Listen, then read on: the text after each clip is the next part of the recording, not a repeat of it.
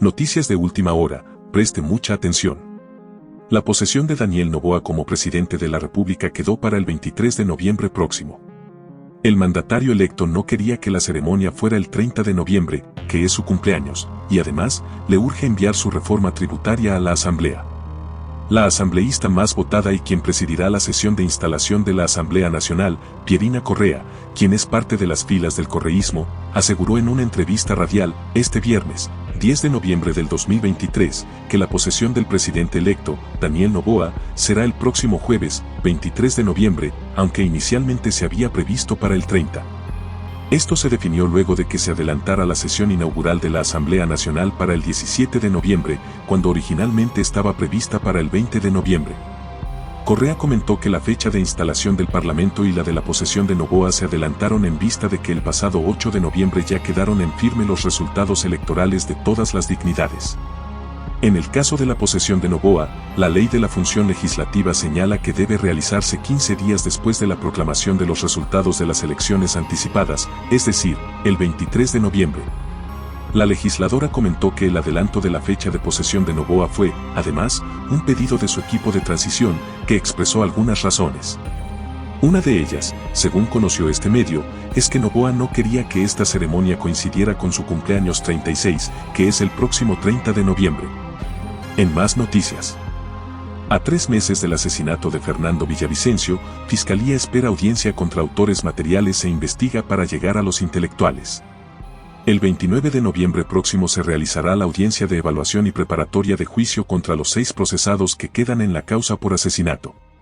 Una instrucción fiscal cerrada, 6 personas procesadas por aparentemente intervenir en la parte material del asesinato. Un testimonio anticipado dado por un testigo protegido que afirma que conoció de los preparativos del crimen y una investigación previa abierta para descubrir a los autores intelectuales del delito.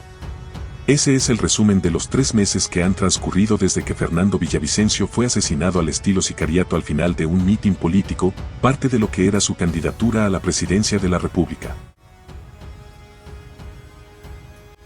Al momento se espera al 29 de noviembre próximo para que se realice en el Complejo Judicial Norte, en Quito, la audiencia de evaluación y preparatoria de juicio únicamente contra Laura, Carlos, Eric, Víctor, el colombiano, Alexandra y Oscar. Los 6 son los procesados que quedan en la causa, una vez que los otros 7, 6 colombianos y un ecuatoriano, fueron asesinados en los centros de privación de la libertad de Guayaquil y Quito, en donde cumplían sus órdenes de prisión preventiva.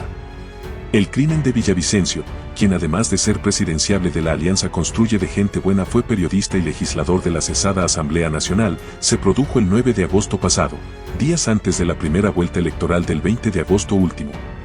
Él abandonaba un coliseo ubicado en el norte de Quito cuando varios sicarios dieron marcha a un plan para asesinarlo. Uno de ellos, de origen colombiano, disparó impactando por 3 ocasiones en el cuerpo de su víctima. El disparo en la cabeza fue el fatal.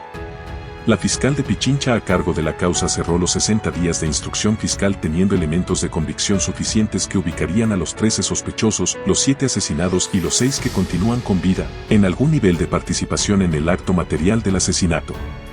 Pericias a llamadas y mensajes vía celular, cotejamientos balísticos, de voz, de ADN, huellas dactilares, explotación de videos, versiones e incluso el testimonio anticipado habrían servido para establecer las relaciones previas y posteriores que existieron entre los hoy procesados por el crimen.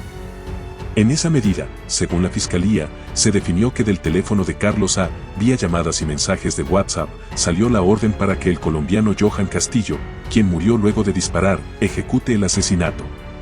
El ahora procesado en esos momentos guardaba prisión en el Centro de Privación de la Libertad de Cotopaxi, en Latacunga, y estaría relacionado con el grupo delictivo Los Lobos. En cambio, los seguimientos policiales hechos a Laura C. o alias Laura la ubican como la líder de una organización delictiva aliada a Los Lobos en el sur de la capital, quien tenía la posibilidad de emitir disposiciones para ejecutar actividades ilícitas como distribución y expendio de sustancias ilícitas, robo, adquisición de armas de fuego, entre otros. Cristian Zurita, amigo de Villavicencio y quien lo reemplazó en la papeleta presidencial luego de su asesinato, piensa que la investigación tiene grandes resultados desde el punto de vista material, por lo que cree que se conocería en la audiencia preparatoria de juicio a detalle las circunstancias y la forma en que se planificó el asesinato de su colega periodista. Lo que él ve complicado y lo califica de un gran reto para la Fiscalía es descubrir a los autores intelectuales.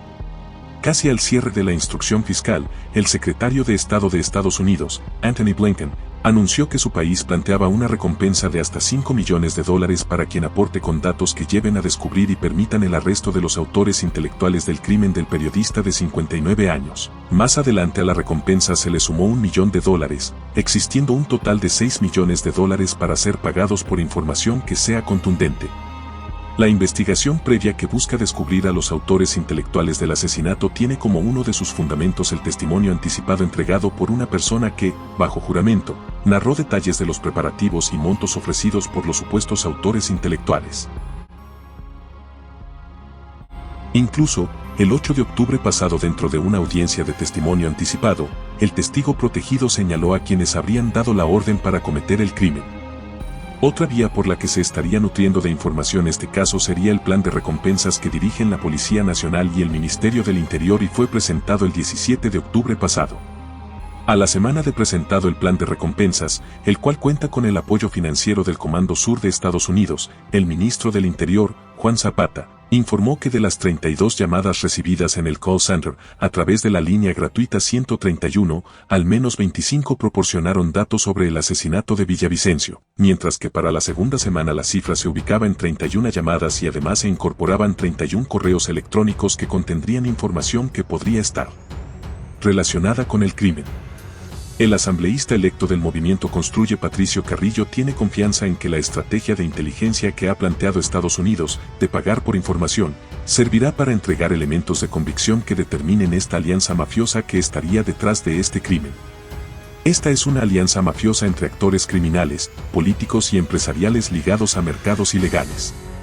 Esa es la alianza real y verdadera, hacia allá vamos a caminar y en la Asamblea Nacional, el primer día, presentaremos la solicitud no solo para que se cree la comisión ocasional, sino para identificar todas estas distracciones que están detrás de este caso.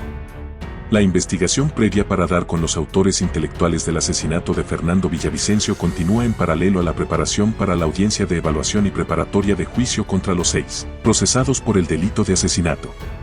En esta diligencia no solo debatirán sobre la existencia de nulidades que afecten el proceso, sino también se escuchará el dictamen acusatorio de la Fiscalía, el pedido de que sean llamados todos a juicio y el anuncio del material con el que se probará la acusación en un eventual juzgamiento. La posesión de la nueva Asamblea Nacional, el 17 de noviembre próximo, y del electo presidente de la República, Daniel Noboa, a finales de este noviembre, abre la puerta a que puedan crearse comisiones ocasionales para investigar desde el ojo político el caso o sumarse apoyos de otros países para la investigación. Según Sofía Sánchez, electa legisladora de la alianza que cobijó a Fernando Villavicencio, ubicar a los autores intelectuales del asesinato es uno de los objetivos fundamentales que mantiene la bancada Construye Gente Buena en la nueva Asamblea Nacional. Aseguró que inmediatamente de que sean posesionados en sus cargos solicitarán la creación de una comisión ocasional para que se investigue con profundidad el caso. Se tiene a los autores materiales, pero lo que busca el país, la familia y esta bancada son los autores intelectuales, quienes querían hace muchos años silenciar la voz de Fernando Villavicencio. No olvidamos lo que sucedió en la Asamblea Nacional. Más de 18 denuncias para callar su voz en el Pleno. En la bancada no se buscan protagonismos políticos, sino verdad, sostuvo Sánchez. Aunque no se ha profundizado en la idea, el electo presidente Daniel Noboa, durante campaña, lanzó una propuesta relacionada con la investigación de los responsables en todo nivel dentro del caso Villavicencio. Dijo que solicitará urgentemente asistencia internacional especializada para encontrar a los autores intelectuales y materiales que cometieron el asesinato el 9 de agosto pasado. Ecuador no seguirá siendo un país de impunidad, aseguró.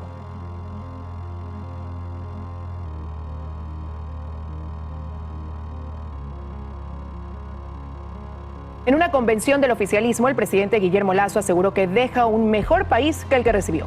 Su afirmación desata críticas, entre ellas las de su exministro de Gobierno, Francisco Jiménez. El país atraviesa por varias crisis en simultáneo, en lo energético, en lo económico y ni hablar de seguridad.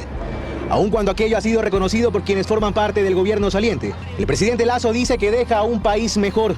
Si hay algo de lo que todos debemos sentirnos orgullosos, es que hoy en día dejamos un mejor país frente al que lo recibimos.